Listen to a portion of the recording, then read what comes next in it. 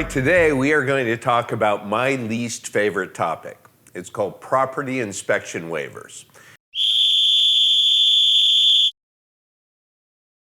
And as you could guess, what that means is when you have a purchase or refi transaction, can you believe it? They may not ask for an appraisal.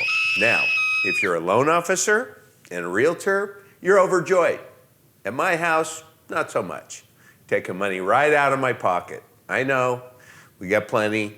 Very happy to be doing what I'm doing, but these are here to stay. So I'm going to talk a little bit about why some properties get property inspection waivers and some don't. So there's really a couple factors. So the first is the equity, the amount of down payment that the borrower is going to put down. That's a huge factor.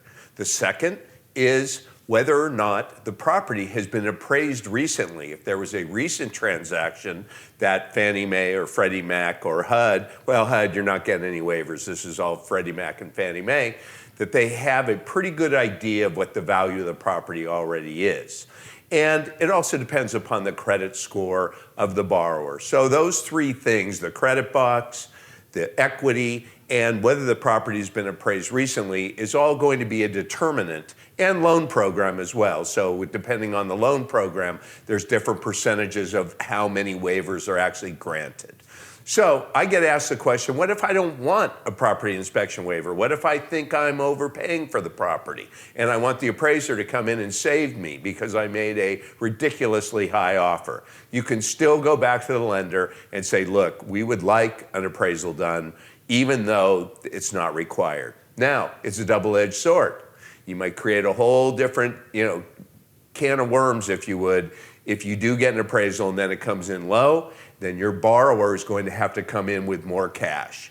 While we're not seeing that a lot lately, it is absolutely a risk of going against the flow and not taking the waiver, if you would. So, to recap, that doesn't happen on all properties. Don't be so happy that you forget about your friend Brent here, all right? We don't get paid on those, but again, we understand that they help grease the process, make the process easier, help you do loans, help you sell houses, so we're still all in, and we're always available to help you answer any questions about them. So, as always, like, subscribe, ring the bell, ask questions, comments.